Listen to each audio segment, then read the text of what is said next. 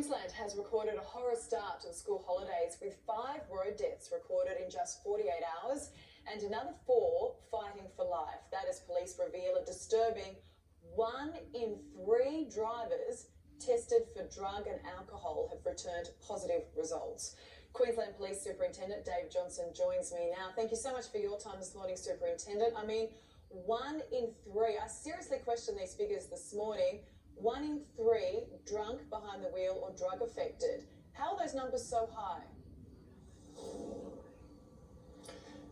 Yeah, thank you, Ellie. That's the concern that we have. We've started a targeting road safety campaign again for the school holidays, and those figures are showing that 1 in 3 random drivers tested for drugs are returning a positive result.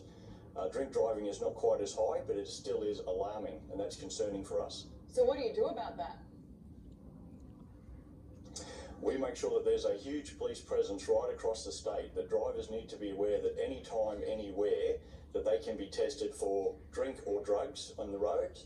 And we're also asking drivers to be responsible. Think about what they do before they get behind the wheel. There seems to be a level of complacency in Queensland where people don't believe that they will be detected by police. Well, I'm here to say this morning that that's not the case.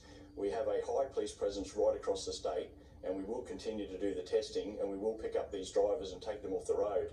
But we're asking people not to do this. There are alternative choices to driving and putting at risk on the road. Now, we saw 5 deaths over the weekend. That takes the year's toll to 116. That's 18 more than this time last year. I mean, it must be hugely concerning to you when we've been in lockdown and we haven't been able to travel anywhere. That's incredibly concerning to us. It's traumatic. Each and every one of those lives lost has a major impact on family and loved ones for the rest of their lives, that they have to live with that.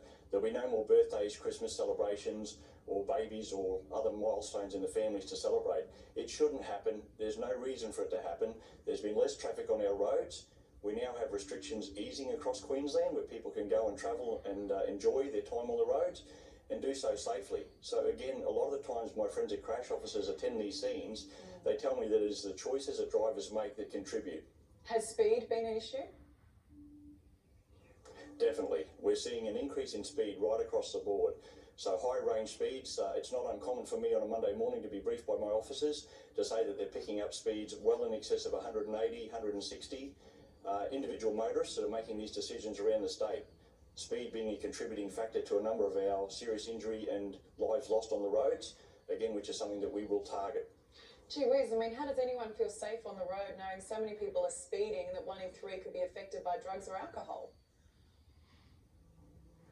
So the 1 in 3 is what we've done in terms of testing. So that's when we've returned to static testing, and that number is higher than what we've done in the past. But we are putting a high concentration of police back on the roads to make sure that the community can use the roads safely and enjoy their holidays.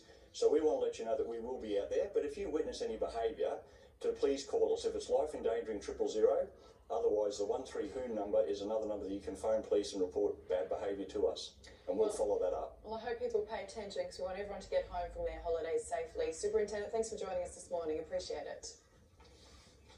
Thank you, Ellie.